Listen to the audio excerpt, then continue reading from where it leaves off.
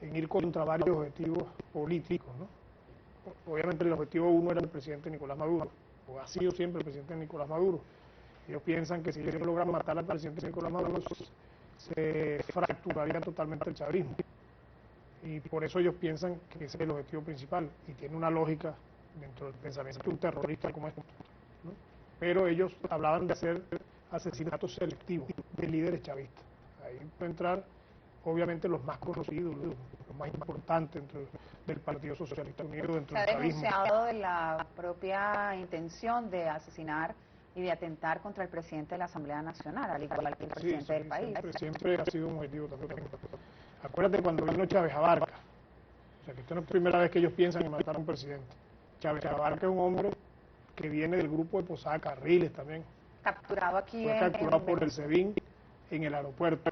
Nosotros ya veníamos trabajando su venida a Venezuela y lo que hicimos fue hacerle seguimiento, inclusive pudimos enterarnos en qué avión venía, qué venía hablando, qué venía diciendo, y lo capturamos a la entrada en el aeropuerto. Y él después confiesa que él venía aquí a hacer reconocimientos para la colocación de explosivos para atentar primero contra el presidente y hacer acciones terroristas con explosivos para desestabilizar el país. Es un hombre que tiene experiencia en eso, en Cuba lo hizo. Actualmente se encuentra en Cuba. Se encuentra detenido. Entonces ellos tienen un pasado que los devela, bueno, lo deja a la luz de la gente. No pueden negar todo lo que han hecho. Nosotros tenemos un historial desde 2002 hasta la presente fecha de un asedio constante de una derecha internacional y de una derecha nacional asociado para acabar con la revolución. Estas reuniones de las cuales usted nos ha hablado en el primer segmento del programa se han realizado todas fuera de Venezuela, ninguna en territorio venezolano. Todas se han hecho fuera de Venezuela. Ellos dicen que es riesgoso trabajar en Venezuela, tienen cierto respeto a los servicios de inteligencia en Venezuela y por eso prefieren reunirse en Panamá, reunirse en Colombia, reunirse en Miami. Miami les da a ellos toda la libertad de hacer y decir, porque bueno, ahí se baten todos los grupos antichavistas, anticubanos, todos los conspiradores de este continente están concentrados en Miami. ¿Quién está financiando estas operaciones? Yo le hacía esa pregunta en el segmento anterior, me hablaba usted de Luis Posada Carriles, pero ¿qué capitales realmente? Porque supongo yo que operaciones de este tipo son de alto costo. Bueno, ellos hablaron que esta fase de la operación iba a costar $2,5 millones. O sea, que lo tenemos en esta lámina, porque la reunión donde empieza a hablarse ya abiertamente de magnicidio como única salida se hace en Panamá. Esta reunión de Panamá, ahí habla de planificación de magnicidio contra el presidente Nicolás Maduro, se reúnen con 6 misionados cubanos, que son mayameros, con este fulano Mani que le nombramos al principio, que es el que maneja los recursos, que es el responsable de manejar $2,5 millones para la compra de armas y para la logística en Venezuela, y en esa reunión estuvo un ciudadano de nombre Julio, que presumimos que es un venezolano que estamos ya en proceso de identificar, Eduardo Macaya, que es el lugarteniente de Posada Carriles, y este señor Mani que maneja los recursos, ¿no? Posteriormente, en Bogotá, se hace una reunión, ¿verdad?, donde se habla de, inclusive, hacen llamadas a llamamientos en Venezuela, que nosotros conocemos, donde hablan de acelerar la marcha del plan, con hombres, recursos, fecha, lugar y hora de ejecución. En este momento, ellos comienzan a hablar de que ese magnicidio habría que hacerlo el 24 de julio, y tiene una lógica absoluta, pues, ¿no? El 24 de julio ellos saben, porque es histórico, que hace un presidente ese día. El presidente va a una ofrenda floral en el Panteón, de ahí el presidente va a la Asamblea Nacional, de ahí el presidente va al desfile, de ahí, o sea, el presidente se expone durante todo el día en sitios que sabe dónde se para el presidente, sabe dónde, es una por dónde tradición. camina, es una tradición, y saben exactamente lo que hace el presidente ese día. No hay que hacer muchos análisis de inteligencia para determinar eso. Entonces ese día lo asumieron ellos como una fecha, y así se lo participé yo al presidente y le dije, bueno, déjenos seguir indagando, profundizando, buscando, tratando de penetrar más estas organizaciones para tener más señales, ¿no? Sin embargo, bueno, el camarada Elías Aguas, Diosdado Cabello, lanzaron algunas denuncias y ellos empezaron a sentir que había fuga de información, ¿no? Empezaron a sentir que hay fuga de información. Él me habla de que están armando las conspirando, ¿no?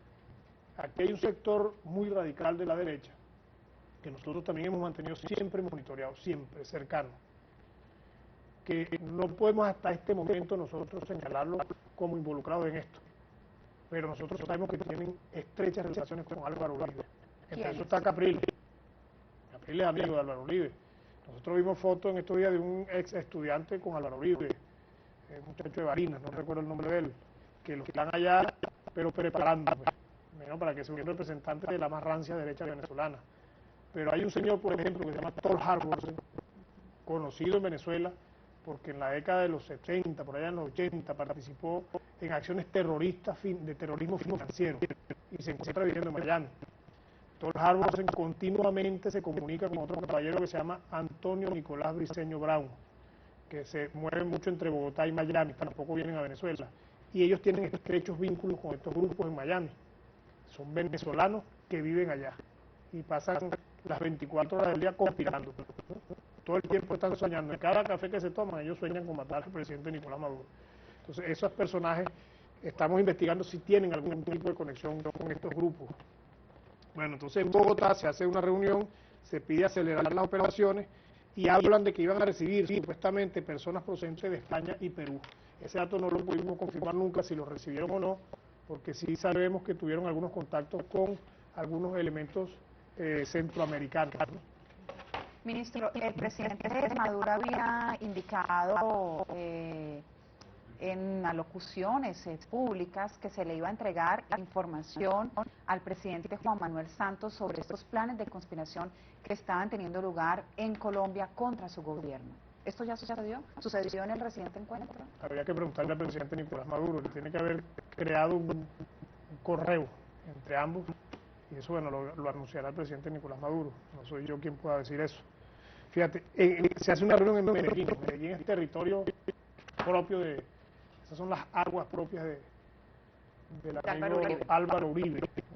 En Medellín, en Antioquia, nacen las Convivir de mano de Álvaro Uribe. A Álvaro Uribe se le conocen sus viejas conexiones con el narcotráfico, con el paramilitarismo, y se hace una reunión allí. Y ellos insisten en la operación de los hombres armados, los 800 hombres. Y siguen ellos insistiendo que se haga la operación en el Zulia y en Caracas. Sin embargo, esto, cuando empiezan a salir las denuncias, ellos empiezan a conversar también de cambiar la metodología hacia usar solamente un francotirador, ¿no? Y empiezan una cantidad de llamadas. Entre el 21 de junio y el 8 de julio tenemos registro de muchas llamadas de estos elementos, con algún elemento en Venezuela que estamos todavía investigando.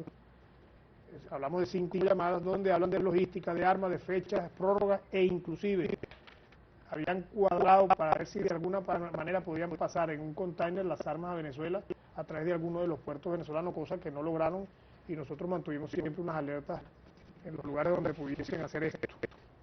Luego hay otra reunión en el Hotel Holiday Inn de Colombia, en Bogotá, ¿verdad? El 22 de julio del 2013 a las 19:45 horas.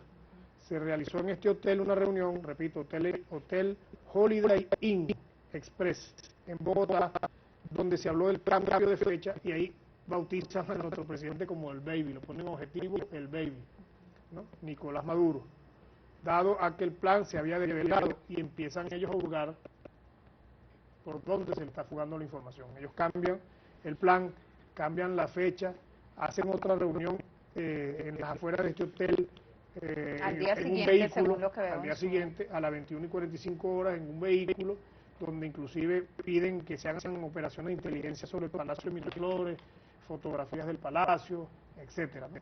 Para seguir haciendo inteligencia y correr la fecha de ejecución, y hablan de hacerla después de la segunda quincena de agosto, ¿no? Y solamente utilizar un francotirador valiéndose del gobierno de Calle, utilizando como escenario el gobierno de Calle. Y yo, viendo que no lo pueden hacer en una fecha como la que tuvieron a disposición, que era el 24 de julio, entonces hablan de hacer seguimiento al gobierno de Calle, ver en qué sitio pueden atentar contra el No lo presidente. pueden hacer porque ustedes develan estos planes, porque ellos se dan cuenta que están, digamos, identificados. Bueno, ¿qué es lo que ocurre? Cuando tú develas un plan, nadie cuando le develas un plan ejecuta el plan. Nadie, o sea, si estás descubierto no lo hago. Y aparte de eso, ya tú verás que a partir de que terminemos el programa, empiezan a decir cualquier cantidad de estupideces por los Twitter y a desmeritar y a burlarse y a reírse, a tratar de desdibujar toda esta información. Nosotros tenemos más detalles de este plan, tenemos nombres inclusive, pero estamos todavía en el ámbito de la inteligencia, que es procesar la información para llegar a una información cierta, real, para después llevar esto al Ministerio Público y aperturar una investigación en el Ministerio Público y bueno, y cuando aparezca alguno de estos elementos en nuestro territorio, se ha puesto a la orden de la ley. Los paramilitares que se anunció que habían sido capturados durante estos últimos meses posteriores a las elecciones, ¿hacían parte de este plan o son de dónde? No hemos conseguido conexiones de ellos con estos planes, pero estamos sí siguiendo un grupo, no voy a decir dónde, de hombres armados colombianos que presumimos si venían entrando o entraron a Venezuela en el marco de este plan. Y están ahorita estáticos, están en una especie de célula durmiente en un sitio del país, que estamos tratando de determinar el sitio exacto para golpear el sitio, ¿no? Vamos a hacer una nueva pausa hoy en nuestro programa En Cruce de Palabras. Quédese con nosotros, ya regresamos.